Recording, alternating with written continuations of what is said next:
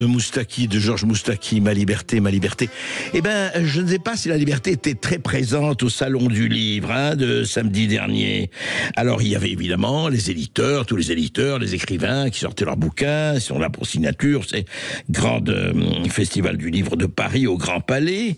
Et puis, il y avait des protestataires. Et les protestataires, notamment au stand des éditions Fayard, ou devant le stand des éditions Fayard. Et voici ce que les contestataires ou protestataires criaient. Écoutez.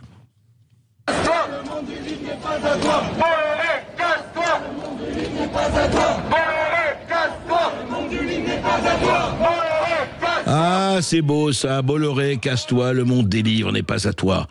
Franchement, c'est intéressant. Pourquoi ? Parce que Monsieur Bolloré, il n'est pas dans la doxa, il n'est pas dans le sens de l'histoire, ou de je ne sais quelle histoire. Non, Bolloré, casse-toi. Vous imaginez, on est dans un salon du livre, et parce que Bolloré a quelques maisons d'édition, eh bien, ces maisons d'édition ne devraient pas être là. C'est intéressant, hein. Ça s'appelle comment, ça ? Mais écoutez, les protestataires qui appartiennent au camp progressiste, mais allez beaucoup plus loin. Faites comme vos ancêtres, brûlez les livres de Bolloré, faites des autodafés comme l'Allemagne des années 30. Mais oui, les gens qui ne pensent pas bien, vous savez, ça me rappelle un certain Julien Pain qui allait dans Saint-Hébrary voir quel livre était là. Ah bah pourquoi vous vendez tel livre ? Vous imaginez que les gens qui se prétendent progressistes et tous les autres qui soient de droite ou autres, tous les rachitiques du bulbe des extrêmes, veulent maintenant qu'on supprime toute opinion qui ne leur convient pas, qui ne leur appartient pas. Magnifique, hein. Il y a eu ça aussi sur le stand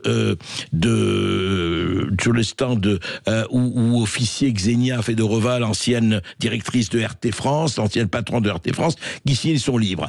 Alors, sous prétexte qu'elle est russe, eh bien, on l'a attaquée au nom de la liberté et de l'Ukraine. Écoutez.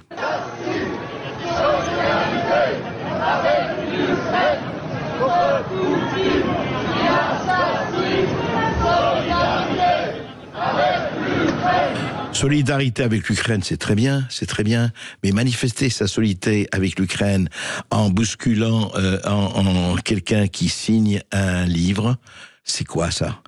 Ah oui, c'est de la résistance, ça. Ah, c'est du courage, ça. Oui, c'est vrai. Et quel courage, franchement, ça demande d'aller protester devant un écrivain qui signe son livre.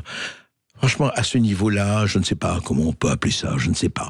Mais, vous savez, ça prévoit beaucoup de choses, et des choses pas très agréables, c'est le moins que je peux dire.